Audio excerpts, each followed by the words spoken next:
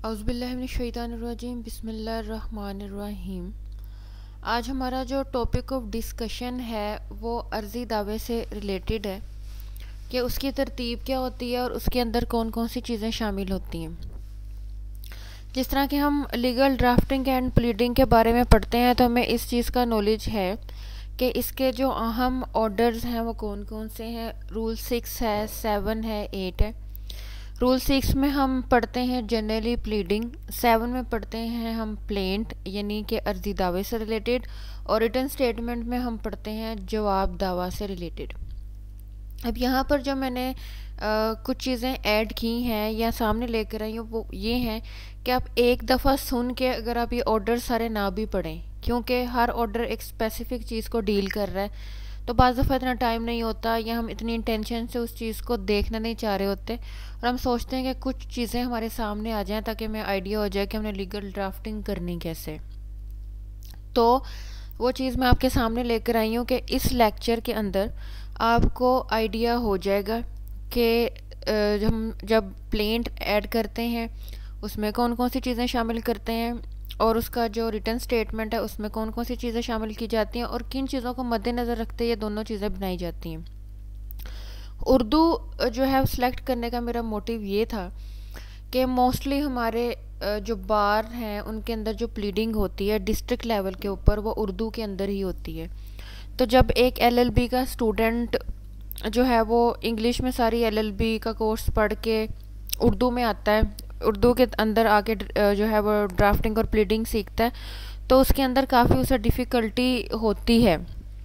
और वो डिफ़िकल्टी की रीज़न ये होती है कि जो हमारी लैंग्वेज होती है वो हमने उर्दू इंग्लिश पढ़ी होती है, जब हम उर्दू में आते हैं तो वो हमें डिफ़िकल्ट लगती है। बाज़ दफ़ा पढ़ी हुई चीज़ों के हमें उर्दू के मतलब नहीं आते होते, तो हमें जो है मुश्किल पेश आती है। तो मेरी ये रिक्वेस्ट भी होगी, मेरी एक एडवाइस भी है स्टूडेंट से कि इंग्लिश के साथ साथ जो उर्दू की कानूनी लुगत है उसे भी मद्देनज़र रखें।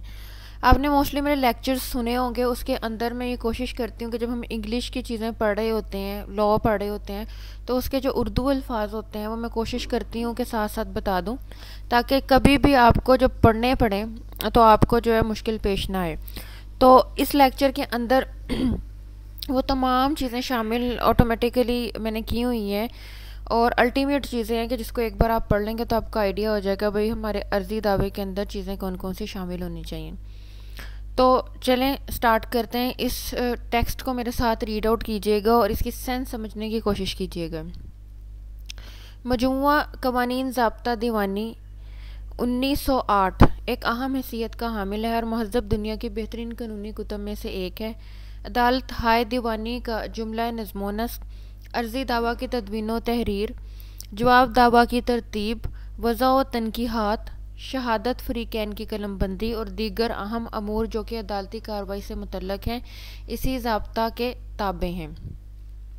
अब ये जो अल्फाज इसमें ऐड किए हुए हैं ये उर्दू के हैं और जब हम इंग्लिश के पढ़ने के बाद इन चीज़ों को पढ़ते हैं तो हमें बड़ा अजीब लगता है कि भाई इनसे क्या मुराद है।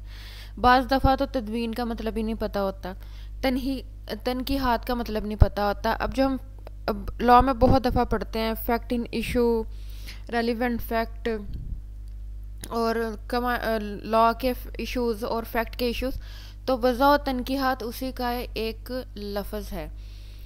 चलें नेक्स्ट चलते हैं। ज़ाब्ता मज़कूरा ऑर्डर नंबर 7 अर्जी दावा की तरतीब और तकमील की तशरीह करता है, लेकिन ऑर्डर नंबर 6 का कायदा बहुत अहम है। इस कायदा में अर्जी दावा के मरातिब दर्ज किए गए हैं जो कि हस्बज़ैल हैं। सॉरी, इसके अंदर ज़ाब्ता मज़कूरा ऑर्डर नंबर 6 के ही बयान की गए, तो मुझसे गलती से 7 बोला गया। ज़ाब्ता मज़कूरा का ऑर्डर नंबर 6 अर्जी दावा की तरतीब और तकमील की तशरीह करता है, लेकिन ऑर्डर नंबर 6 का कायदा बहुत अहम है। इस कायदा में अर्जी दावा के मरातिब दर्ज किए गए हैं जो कि हस्बज़ैल हैं। नंबर 1, नाम अदालत जिसमें दावा दायर किया जाएगा, मुद्दई का नाम, वल्दियत, कौम, पेशा, सकूनत वगैरह, मुद्दा अलय का नाम, वल्दियत, पेशा, सकूनत वगैरह जहाँ तक कि दरियाफ्त हो सके। अगर मुद्दई या मुद्दा अलय नाबालिग हों या फातरुल अकल हों तो उनकी निस्बत ज़रूरी इंदराज के वो ऐसा है। उन वाक़यात का इंदराज जिनकी वजह से ज़रूरत नालिश लाहक होती है कि वो कब वकूअ पज़ीर हुए। नालिश से यहाँ से मुराद जो हम वर्ड बहुत यूज़ करते हैं जी, cause of action, when the cause of action arise, तो जब हम उर्दू में उसे पढ़ते हैं तो उसे कहते हैं ज़रूरत नालिश। वो वाक़या जिनसे ज़ाहिर हो कि अदालत को इख्तियार समात मुकदमा हासिल है, इस्तदा या दाद रसी जो कि मुद्दई को मतलूब है। अगर मुद्दई ने दावा में कुछ मुजराद याद किए हों या दावा के किसी जुज़ को तर्क किया हो, तो मुजरादिए हुए या तर्क किए हुए जुज़ की निस्बत ज़रूरी बयान वजाहत। अब इसके अंदर चीज़ ऐड की जाती है कि आपने कोई चीज़ हज़फ की है या तर्क की है, तो फिर उसके निस्बत भी आपने बयान देना है कि भाई आपने उसे क्यों हज़फ किया या उसको क्यों जो है वो इस तरह से किया है। जहाँ तक मुमकिन हो मालियत दावा बगर्ज़ कोर्ट फ़ीस व इख्तियार समात अदालत के मतलब ज़रूरी बयान ऐड किया जाएगा। अगर मुंदरजात बाला में से अर्जी दावा में से किसी जुज़ की कमी रह जाए तो अर्जी दावा नामुकम्मल और सकीम होने की वजह से काबिल इस्तरदाद है। यानी कि इस लाइन का मतलब यह है कि हमने जो 9 मुंदरजात पढ़े हैं उनका होना बहुत ज़रूरी है। उन चीज़ों को ही दिमाग में रख के दावा जो है वो ड्राफ्ट किया जाता है। अगर आपका दावा इन चीज़ों पर मबनी नहीं तो उसे ये समझा जाएगा कि वो अकॉर्डिंग टू लॉ नहीं है। तो ये सारी चीज़ें, ये 9 पॉइंट्स इतने ज़्यादा इम्पोर्टेंट हैं कि फॉर एग्ज़ाम्पल आप ये समझिए कि आप ड्राफ्टिंग के लिए बैठे हैं और आपने ड्राफ्टिंग के अंदर क्या क्या चीज़ें शामिल करनी है, तो वो यहाँ से ही आप करेंगे। सबसे पहले आप ड्राफ्ट करते हुए लिखेंगे अदालत का नाम कौन सा है जहाँ पर आप अपना केस ले जाना चाह रहे हैं। फिर जो केस दायर करने वाला, जिसे हम प्लेंटिफ इंग्लिश में कहते हैं, उसकी पूरी डिटेल जब हम उसको पढ़ते हैं लिखा है विद फुल डिस्क्रिप्शन। फिर हम जिस पर्सन को नाम दे रहे हैं कि जिसके अगेंस्ट हम जा रहे हैं उसका प्रॉपर नाम, बल्दियत, पेशा, सकूनत वगैरह। फिर अगर उसकी कैपेसिटी ऐसी है मुद्दई या मुद्दा अलय की कि जिसमें वो नाबालिग या फातरुल अकल की कैपेसिटी में आते हैं, तो उसका ज़रूरी इंदराज करना। फिर 5वें पॉइंट पे काज ऑफ एक्शन का इंदराज करना या ज़रूरत नालिश का इंदराज करना। फिर वो वाक़या जिनसे ज़ाहिर हो कि अदालत की इख्तियार समात मुकदमा है इसमें, ठीक है, इस्तदाद या दादरसी जो कि मुद्दई को मतलूब है। और हमारा 8वां पॉइंट कि अगर उसने किसी जुज़ को तर्क किया है तो उसने बताना है कि भाई क्यों किया और रीज़न क्या आती है। हमारा 9वां पॉइंट इस चीज़ से मुतल्लक है कि कोर्ट फ़ीस जो है और इख्तियार समात से मुतल्लक बयान जो है वो ऐड किया जाता है। अगर मुद्दा अलय नाबालिग हो या फातरुल अकल हो तो उसके ख़िलाफ़ दावा किसी ऐसे वली की वसातत से दायर किया जाएगा जो कि नाबालिग या फातरुल अकल के हकूक़ की मुकम्मल तौर पर हिफाजत कर सके और ऐसे वली के मुफाद नाबालिग के मुफाद के मुनाफी ना हो। जबकि दावा नाबालिग या फातरुल अकल के ख़िलाफ़ हो तो ऐसी सूरत में अर्जी दावा के हमरा नाबालिग या फातरुल अकल के वली बदूरान मुकदमा बनाए जाने की दरख्वास्त भी शामिल होनी चाहिए, जिनमें ऐसे करीबी रिश्तेदारान नाबालिग की तफसील दर्ज हो जो कि नाबालिग की तरफ से पैरवी मुकदमा कर सकें। दरख्वास्त के हमरा बयान हल्फी भी ज़रूरी तौर पर शामिल किया जाएगा। अभी अक्सर मोस्टली क्वेश्चन भी पूछा जाता है कि अगर ऐसी सिचुएशन आ जाए कि जी जो केस फाइल करने वाला पर्सन है या जिसको डिफेंस करने वाला पर्सन है वो नाबालिग है या फातरुल अकल है, उसमें हम क्या करेंगे। तो भाई जो हम तरीका बता चुके हैं यही तरीका है कि करीबी रिश्तेदारान उनका जो है वो नेम दर्ज होगा कि भाई इनके ऊपर ये इस तरीके से जो है ये इस केस को परसू करेंगे। अगर अर्जी दावा नाबालिग या फातरुल अकल की तरफ से दायर किया जाए तो ऐसे दावा पर लाजमी तौर पर नाबालिग या फातरुल अकल के फरीक की जानिब से होगा। नाबालिग की तरफ से बदून रफ़ाकत किसी शख्स के दावा दायर नहीं किया जा सकता। अगर दावा बिला रफ़ीक मुद्दई दायर किया होगा, ऐसी अर्जी दावा मुस्तरद होगी और दायर कुनिंदा वकील को खर्चा फ़रीक के सानी अदा भी करना पड़ेगा। अब आप ये देख लिए कि अगर आप जो है वो ऐसे शख्स के को मद्देनज़र रखते हुए या इन शराइत को मद्देनज़र रखते हुए केस दायर नहीं करते, दावा दायर नहीं करते, तो फिर आपको क्या पेनल्टी इसके ऊपर पड़ सकती है। अर्जी दावा में भी इस अमर की वजाहत की जानी चाहिए कि मुद्दई नाबालिग है या फातुल अक्ल है और उसकी जानिब से दावा उसके रफ़ीक ने किया है जिसके मफाद मुद्दई के हकूक़ के मुनाफी नहीं है। यानी कि आपने जिस शख्स की असिस्टेंस इसमें हासिल करनी है, अपने किसी रफ़ीक साथी की, अपने किसी करीबी रिश्तेदार की, बहुत हद तक ये चीज़ शामिल होनी चाहिए कि भाई उसकी इंटेंशन, आपकी इंटेंशन आपके हक़ से जो है वो मुतज़ाद ना जाए। अगर दावा ज़र नकद का है तो ज़र नकद की तादाद मुकम्मल तौर पर दर्ज अर्जी दावा होगी। इस कायदा की इस्तिस्ना सिर्फ उस सूरत में होगी जब दावा फहमीद हिसाब का हो या बाज़ हालात में हर्जाने का हो जिसका तयन बवक़्ते दारी मुमकिन ना हो। ऐसी सूरत में भी दावा में फ़र्ज़ी मालियत दर्ज की जाएगी। अब ये बहुत इम्पोर्टेंट है। हम जब रूल्स पढ़ते हैं तो उसके अंदर मनी सूट का बयान आता है, तो वो चीज़ कही जाती है कि जब ज़र नकद का मामला है तो आप उसके अंदर कंसाइज अमाउंट बयान करें। अगर आपके पास कंसाइज अमाउंट नहीं है तो आप अप्रोक्सीमेट अमाउंट का बयान ज़रूर करें। अगर दावा में फ़रेब दही, दाब, नाजायज़, गलत बयानी, ख़यानत मुजरमाना या हमचू किस्म के इल्ज़ामात हों तो उनकी तशरीह लाजिमी है। अगर इन अमूर की निस्बत ज़रूरी तफसीलात दर्ज ना होंगी तो अर्जी दावा मुस्तरद होगा या उसकी तरमीम कराई जाएंगी और मुद्दई को हर्जाना का ज़ेरे बार करना होगा। यानी कि आप ये भी देख लिए कि ये चीज़ें आपके दावा में शामिल नहीं होनी चाहिए। और अगर आपके दावे के अंदर आप फ़रेब का बयान कर रहे हैं या किसी की धोखाधही, दाब करना, किसी गलत बयानी, ख़यानत मुजरमाना, इस तरह के इल्ज़ामात हैं तो उनकी तशरीह भी कीजिए कि आप ये किस तरह से किसी पर जो है ये इल्ज़ामात लगा रहे हैं। अगर दावा निस्बत जायदाद और गैर मनकूला वगैरह तो अर्जी दावा में जायदाद की मुकम्मल तफसील जो है वो दी जाएगी। मसलन म्यूनिसिपल नंबर, हदूद अरबा वगैरह। नीज़ अर्जी दावा के हमरा नक्शा जायदाद भी शामिल किया जाएगा। अगर दावा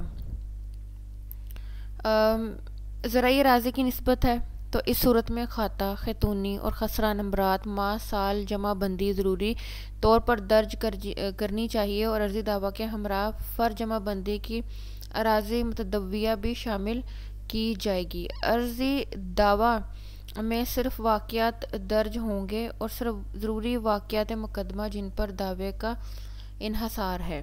अर्जी दावा में कानूनी क़वायद के इंदराज की ज़रूरत नहीं, इसमें गवाहान के नामों के इंदराज की भी ज़रूरत नहीं और ना ऐसी शहादत का इंदराज करना ज़रूरी है जिस पर दावा का दारोमदार है। अब जब हम पढ़ते हैं इसका रूल तो ऑटोमेटिकली उसके अंदर एडिड है कि हमें यहाँ पर एविडेंस ऐड करने की ज़रूरत नहीं है, तो उसी असूल को यहाँ पर बड़े वाज़ेह अल्फाज में और बड़े सिंपल वर्ड्स में यूज़ कर दिया गया है, बड़े सिंपल अल्फाज में बयान कर दिया गया है कि अर्जी दावा में कानूनी क़वायद के इंदराज की ज़रूरत नहीं, इनमें गवाहान के नामों के इंदराज की भी ज़रूरत नहीं और ना ही ऐसी शहादत का इंदराज करना ज़रूरी है जिस पर दावे का दारो मदार हो। अब हम चलते हैं अपने नेक्स्ट पेज पे। अर्जी दावा पर मुद्दई के दस्तखत ज़रूरी हैं। अगर इसने कोई वकील मुकर्रर किया हो तो उसके दस्तखत भी लाजमी है। अर्जी दावा की तस्दीक हर वो शख्स कर सकता है जिसे वाक़यात दावा का ज़ाती तौर पर इल्म हो या उसकी इत्तला के मुताबिक मंदराजात दावा दुरुस्त हों। अर्जी दावा की तस्दीक अर्जी दावा का लाजमी जुज़ है और मुद्दई को इसकी तस्दीक खुद करना चाहिए। जो मुंदरजात अर्जी दावा वाक़यात की निस्बत हो उनकी तस्दीक मुद्दई अपने इल्म के मुताबिक करेगा। बकिया कानूनी जुज़ की तस्दीक वो अपनी इत्तला के मुताबिक जैसे वह सही बावर करता हो करेगा। मोस्ट इम्पोर्टेंट यहाँ पर हम ये कहते हैं, जो हम कॉन्सेप्ट पढ़ते हैं वेरिफिकेशन ऑन ऑथ का, ये उसका कॉन्सेप्ट है। फिर हम ये पढ़ते हैं सिग्नेचर प्लीडर के थ्रू और या उसकी पार्टी के थ्रू जिसने के सूट फाइल की है, तो ये मोस्ट इम्पोर्टेंट है। बकिया कानूनी जुज़ की तस्दीक वो अपनी इत्तला के मुताबिक जिसे वो सही बावर करता हो करेगा। अर्जी दावा के हमरा फहरिस्त इन्हसार शामिल करना ज़रूरी है और इसमें जिन जिन दस्तावेज़ात पर इन्हसार करता है दर्ज करनी चाहिए। दस्तावेज़ात जिनकी बना पर मुद्दई मुकदमा करना चाहता है उनको अर्जी दावा के हमरा ज़रूरी तौर पर पेश करना चाहिए। अर्जी दावा के हमरा इतनी नकूल शामिल की जानी चाहिए जिस कदर के मुद्दा अलैहिम हों। अब ये दोनों रूल भी हम अंदर पढ़ते हैं, ठीक है जी। कि जी आपने वो लिस्ट ऑफ डॉक्यूमेंट्स लगवानी है, उसके अंदर आपका जो सूट है वो जिन जिन मुकदमात पर मद्देनज़र रखते हुए आपने उसके कंटेंट्स ऐड किए हैं उनको हम उसके साथ अटैच करते हैं अपने सूट के साथ, ताकि जो जब जिन चीज़ों का आपने जिक्र किया वो उसके साथ अटैच्ड भी हो नेक्स्टर्स लगा के। हाई कोर्ट के कवायद के मुताबिक अर्जी दावा के हमरा फ़र्द पता भी शामिल होना चाहिए जिसमें मुद्दई या मुद्दा अलैहिम अपने ऐसे पते का इंदराज करेंगे जिस पर अदालत की तरफ से जारी करदा अहकाम की उन पर तामील हो सके। कवायद के मुताबिक अर्जी दावा के हमरा तलबाना भी दाखिल होगा और मुख्तारनामा वकील भी शामिल होगा जिसे हम कहते हैं पावर ऑफ अटॉर्नी, जो कि परत होता है एडवोकेट से रिलेटेड। यही ज़रूरी कवायद जवाब दावा की निस्बत मलहूज़ रखने चाहिए। जवाब दावा की निस्बत ऑर्डर नंबर 8 में वजाहत से तफसीलात दर्ज की गई हैं और इस किताब के अंग्रेज़ी हिस्से में ज़रूरी अमूर भी दिए गए हैं। अर्जी दावा और जवाब दावा ऐसे अहम और ज़रूरी दस्तावेज़ात हैं जिन पर तमाम वाक़यात दावा का इन्हसार से अर्जी दावा या जवाब दावा में बाज़ दफ़ा मामूली सी गलती फ़रीक़ैन के मफाद के लिए मोहलक साबित होती है। इस अर्जी दावा और जवाब दावा की तैयारी में ख़ास एहतियात से काम लेना चाहिए। अब देखिए ये मोस्टली जो सी चीज़ें थी वो मैंने आपको बयान कर दी बड़े इजी स्टाइल के अंदर। इन चीज़ों को आप मद्देनज़र रखते हुए अपना दावा बड़े अच्छे तरीके से जो है वो प्रिपेयर कर सकते हैं। अब जी जिस तरह के वादे के मुताबिक ये प्लेंट हमारे सामने है। अब जो हमने ऊपर जिस तरह से पॉइंट हैं इसकी रीडिंग का फ़ायदा उसी वक्त होगा जब आप ऊपर के पॉइंट्स को अपने माइंड में रखेंगे और फिर उसके बाद अर्जी दावे को जो है वो रीड आउट करेंगे। अब सबसे पहले हमने ये चीज़ कही थी कि भाई अदालत का नाम लिखना है, ठीक है। सबसे पहले हमने क्या लिखना है कि जो हमारा सूट है जो हमारा सूट है उससे रिलेटेड उसका नेम आएगा कि भाई हमारा अर्जी दावा किससे रिलेटेड है, ठीक हो गया। तो हमारा अर्जी दावा जो है वो प्रो नोट से रिलेटेड है। अब प्रो नोट क्या है इसकी सेंस आगे डेवलप्ड जो है वो हो जाएगी। अच्छा जी, सबसे पहले हमारा आता है कि जी अपने अदालत का नाम ऐड करना है। तो यहाँ पर आ गया अदालत जनाब सीनियर सिविल जज साहब लाहौर, ठीक है जी। पहला कंटेंट हमारा जो ड्राफ्टिंग एंड प्लीडिंग से मुतल्लक था वो उसके अंदर ऐड हो गया प्रैक्टिकली। फिर हमने दूसरे नंबर पर हमें पता चला कि भाई जो मुद्दई है उसकी जितनी भी फुल डिस्क्रिप्शन है वो ऐड करनी है, ठीक है। अब मुद्दई को देखें, हमाद अली वल्द हुसैन अली कौम कुरैशी सकना कश्मीरी बाज़ार, ठीक है। उसके बाद है हसन मंजिल और लाहौर, ये मुद्दई की तरफ से आ गया। अब बनाम दूसरा पॉइंट हमने जो पढ़ा था कि जो हमारा डिफेंडेंट है उसकी भी फुल डिस्क्रिप्शन ऐड करनी है। तो वो देख लें, लाल हुसैन वल्द बाग हुसैन कौम राजपूत सकना गली नंबर फलाना मकान नंबर इतना, यानी कि कहने का मकसद ये उसकी भी फुल डिस्क्रिप्शन अदा कर दी गई। अब हमारा क्या है कि दावा दिला पाने मुबल्लिग 23,876 रुपया बरूए प्रो नोट। अच्छा जी, अब ये देख लिए कि जनाब अली मुद्दई हस्ब झैल अर्ज परदाज है। अब देखें जो उसमें ऐड किया जाता है वो बिल्कुल इसी तरह से लिखा जाता है, हस्ब झैल अर्ज परदाज लिखा जाता है, या अर्ज गुजार है या हस्ब हाल दर्ज झैल है। तो इस तरह से भी चीज़ें लिखी जा सकती हैं। और मोस्टली हमारे पास ड्राफ्टिंग एंड प्लीडिंग की बुक्स होनी चाहिए क्योंकि तरीक़ाकार यही है, बस आपने जो स्टोरी आपके पास आई है उसको उसके अंदर ऐड कर देना है। और ये सबसे बड़ा टेक्निक है कि जिस एडवोकेट को ये ड्राफ्टिंग एंड प्लीडिंग अच्छे तरीके से आती है क्योंकि सारा केस इस पे बेस करता है। और इसी को अगर आप मुद्दई के वकील हैं तो आपने जो चीज़ें ऐड की हैं नेक्स्ट एग्जामिनेशन, क्रॉस एग्जामिनेशन और चीफ एग्जामिनेशन में जाके आपने इन्हीं चीज़ों को करना है। और जो दूसरी पार्टी है उसने भी इन्हीं चीज़ों को जो है वो उसका जवाब देना है। तो आपको फुल ब्लूम्ड इन चीज़ों का जो है ना वो पता होना चाहिए। अच्छा जी, अब देखें ये कि मरखा 1 मार्च 2008 को मुद्दा अलय मस्कूरा बाला ने बामकाम लाहौर, ठीक है, इतने रुपया ज़ाम मुद्दई नकद कर्ज बर्दाश्त करके एक किताब पर नोट बहक मुद्दई तहरीर तकमील कर दिया और इकरार किया कि वो ज़र पर नोट इंदुल तलब माम मुनाफा बशरा 5 रुपये सैकड़ा महाना मदई को अदा करेगा। असल पर नोट लफ अर्जी दावा हाजा है। अब देखिए पहला उसने क्या कहा कि भाई उन्होंने बताया कि अगर आप काज ऑफ एक्शन के मतलब बात करते हैं ना, तो सबसे पहले वो चीज़ हुई कैसे, ठीक है, तो उसका बाकायदा तौर पर आपने बताना है कि कब हुई, मकाम कौन सा था, ठीक है, सिचुएशन क्या बनी, क्या चीज़ थी। तो पहले पॉइंट में उसने सारी चीज़ें उस तरह से ऐड की हुई हैं। नंबर 2 पे ये कि उस वक्त बजुमा मुद्दा अलैह मुबल्लग इतने रुपए, असल मुबल्लग 12,336 रुपये, बाबत मुनाफा अज यकम मार्च।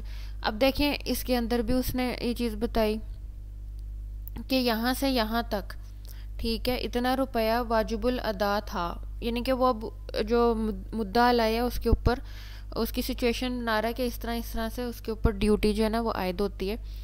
तो सबसे पहले तो उसने बताया कि काज ऑफ एक्शन कब राइज हुई, मेरे कितने पैसे इसकी तरफ वाजिबुल अदा हैं। तीसरे पॉइंट में ये कि मुद्दा लाए बावजूद तलबो तकाजा रकम मज़कूरा की अदायगी से इनकारी है। मुद्दा लाए का नोटिस बसिगा रजिस्ट्री दिया गया, लेकिन उसने लैतो लाल से काम लिया जिससे ज़रूरत दावा लहक हुई है। रसीद डाकखाना और नकल नोटिस लफ हैं। अब हम इसके अंदर एक अहम असूल पढ़ते हैं कि अगर किसी को नोटिस दिया गया है तो कभी आपने नोटिस दिया था तो उस नोटिस का बयान भी अपने उसके अंदर ऐड करना है। तो देखें तीसरे पॉइंट में उसने बताया कि भाई अदालत की चाराजोई से पहले मैंने उसको एक नोटिस भी दिया था और उस नोटिस को मद्देनज़र रखा जाए। ये कि मुद्दा अलैह के ख़िलाफ़ बनाए दावा मर रखा। अब हम ये पढ़ते हैं कि जब काज ऑफ एक्शन राइज हुआ तो उस डेट को भी आपने बड़े अच्छे तरीके से ऐड करना है। तो उसमें उन्हें बताया गया कि इतनी तारीख को तारीख तहरीर पर नोट से पैदा हुई, ये कि फ़रीक़ैन लाहौर में सुकूनत पजीर हैं और पर नोट भी यही तहरीर हुआ है, लिहाजा अदालत दीवानी ज़िला लाहौर को इख्तियार समात मुकदमा हासिल है।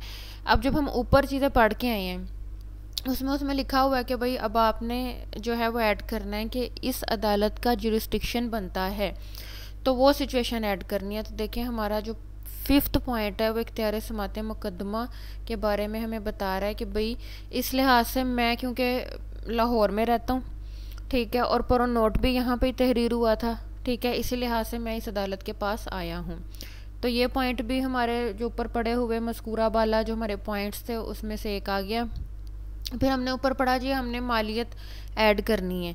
अब ये देखें ये कि मालियत दावा बगैर फोर्स की कोर्ट फ़ीस और इख्तियार समात अदालत मुबल्लग इतना रुपया है, कोर्ट फ़ीस मालियती जिस्मा कर दिया है, ठीक है। अब हमने ये इसमें ऐड कर दिया कि भाई हमारी मालियत बनती थी, तो ये इस तरह से आ गया। अच्छा अब हमारे ऊपर जो है हमने ये ऐड किया कि जो हम रिलीफ है ना वो हम स्पेसिफिक तरीके से बयान करेंगे, जो हमें चाराजोई चाहिए उसका बयान बड़े ही स्पेशल और स्पेसिफिक तरीके से किया जाएगा। तो एक्चुअली यही है जिसमें हम लिखते हैं बहालात बाला मुद्दई मुस्तदी है कि डिग्री तदादी मुबल्लग इतने रुपया बहक मुद्दई बरखिलाफ मुद्दा अलय माँ खर्चा सादर फरमाई जाए। अब इसके अंदर उसने रिलीफ मांगा है। उसने क्या रिलीफ मांगा है कि एक तो जो है वो मेरे हक में किया जाए जो कि बरखिलाफ जाएगा मुद्दा अलय के, और इसके साथ जो डैमेजेस भी बनते हैं वो भी मुझे जो है वो फराहम किए जाएँ। यानी कि उसने इसके अंदर 2 रिलीफ का जिक्र किया और उसने बड़े स्पेसिफिक तरीके से किया। फिर हमने क्या कहा कि उसमें तारीख ऐड होगी और तस्दीक होगी।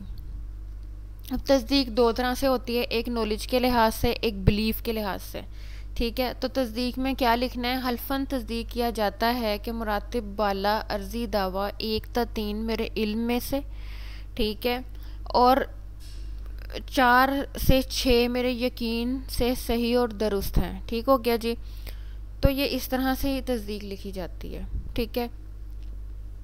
तस्दीक बामकाम लाहौर मुरखा इतने दस्तखत हामद अली मुदई, ठीक हो गया। इसी तरह से इसमें लिखा जाता है। दूसरी तरफ लिख जाता है अर्ज़े हामद अली वल्द हसन अली मुदई बजरिया अब्दुल वाहिद एडवोकेट लाहौर, यानी कि जो आपका लीगल पर्सन है जिसके साथ आप अटैच होकर उसको करना चाह रहे हैं या उसके थ्रू प्लीड करवा रहे हैं तो उस एडवोकेट का नेम आ जाएगा।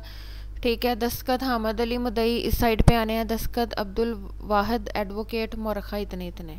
ठीक है जी। तो ये पूरा हमारी जो प्लेंट थी उसका एक ड्राफ्ट था। एक नॉर्मल जो प्लेंट है वो किस तरह से लिखी जाती है, और ये जो है किसी भी बुक से जो कि दवा जात की होती है उससे रीड आउट कीजिए कि करें रोज़ाना की बेस पे, और सिर्फ दावा नहीं बल्कि जवाब दावा भी। अब हम चलते हैं जवाब दावा की तरफ। उससे आपको पता चल जाएगा कि जी इसका जवाब किस तरह से दिया जाएगा। ठीक है। अब ये होप्स हो कि जितना भी हमने ये पढ़ा है ये आपके माइंड में स्केच आउट हो चुके हैं कि इसके अंदर कौन कौन सी चीज़ें शामिल हैं। जब ये लेक्चर प्रिपेयर आप कर लेंगे तो आपको बहुत हद तक आइडिया हो जाएगा कि भाई art of legal drafting and pleading होता क्या और उसमें कौन कौन सी चीज़ें शामिल हैं। और ये एक दफ़ा मत पढ़िएगा, इसे बार बार करने की कोशिश करें। और ये बड़े मज़े का आर्ट है कि जब आपको एक स्टोरी मेकिंग करनी है और फिर उसका आंसर भी उसी तरीके से देना है, तो हमें बड़ा मज़ा आता है पढ़ने में कि एक जो आपने फैक्ट ऐड किया जब दूसरी तरफ से रिटन स्टेटमेंट आती है तो वो उसको किस तरह से उसका इनकारी होता है या किस तरह से उसको एडमिट करता है। अच्छा जी। अब हमारी आ जाती है जवाब दावा। इसी का जवाब दावा आ जाना है। अगेन वही चीज़ कि जब आप जवाब दावा देने लगे हैं तो उसका ऊपर टाइटल आ जाना है, फिर अदालत का नाम आ जाना है, फिर जो है वो मुद्दई का नेम आ जाना है और मुद्दा अलय का। फिर आप उसके अंदर जो है वो क्या ऐड करना चाह रहे हैं। ठीक है जी। तो आप क्या उसका एक स्पेसिफिक नेम होता है दावे का और वो इस तरह से ऐड किया जाता है। अब जिस तरह से ये दरमियान में भी ऐड किया जाता है और थोड़ा सा जो है वो लेफ़्ट साइडेड भी हो सकता है पेज के, तो अक्सर जो है वो दरमियान में भी ड्राफ्ट कर लिया जाता है और थोड़ा सा लेफ़्ट साइडेड को रख के भी ये ड्राफ्ट किया जाता है। देखिए अब आपके ये सामने है, जिस तरह से हमने ऊपर पढ़ा सारी चीज़ें उसी तरीके से बताई गई।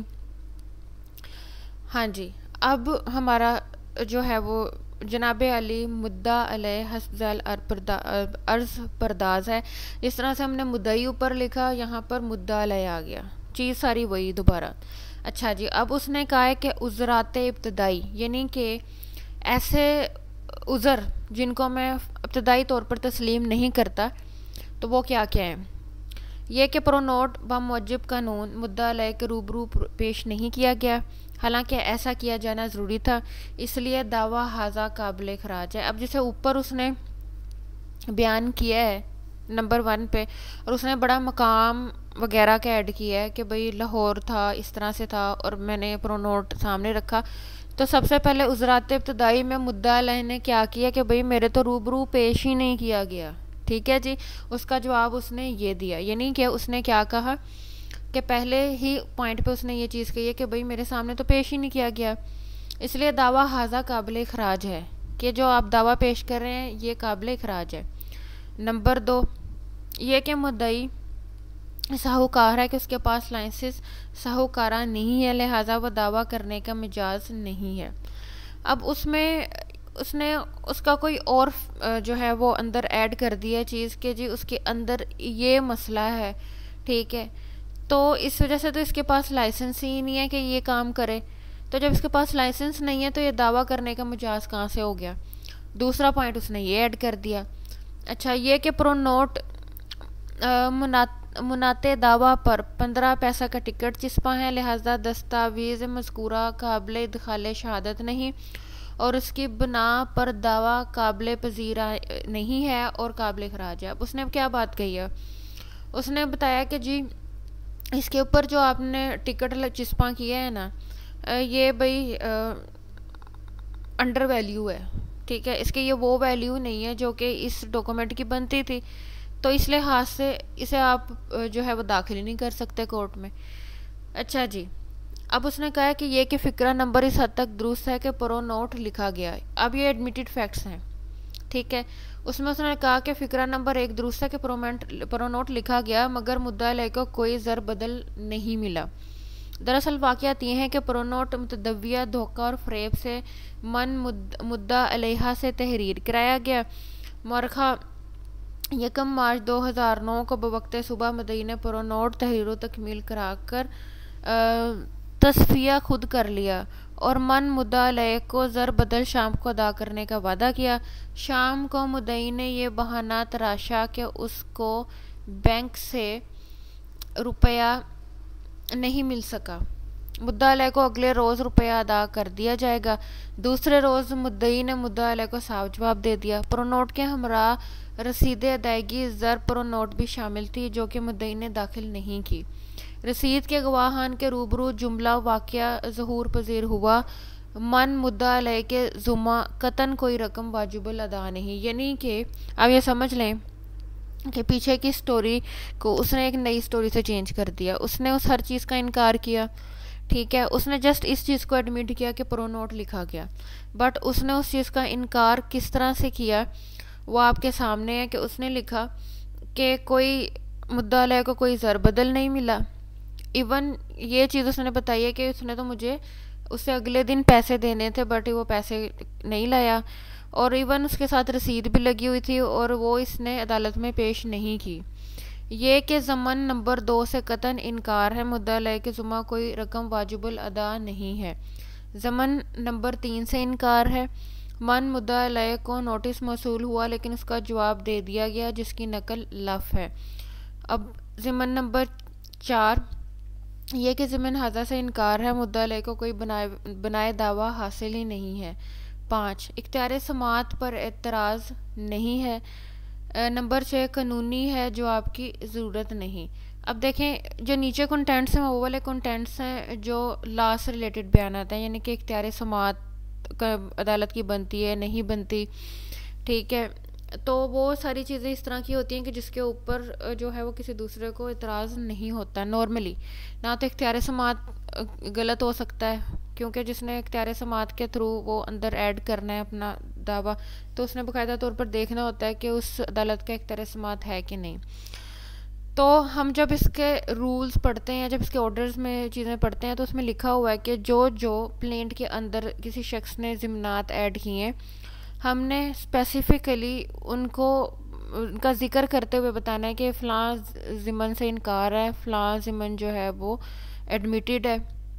तो ये आपके सामने है कि उसने किस तरह से उस प्लेंट का जवाब दिया है कि ज़िमनात का ज़िक्र करते हुए, नंबर का ज़िक्र करते हुए, और अब उसने क्या रिलीफ मांगा है। उसने कहा है बहलाते बाला इस्तदा है कि दावा माँ खर्चा खारिज फरमाया जाए।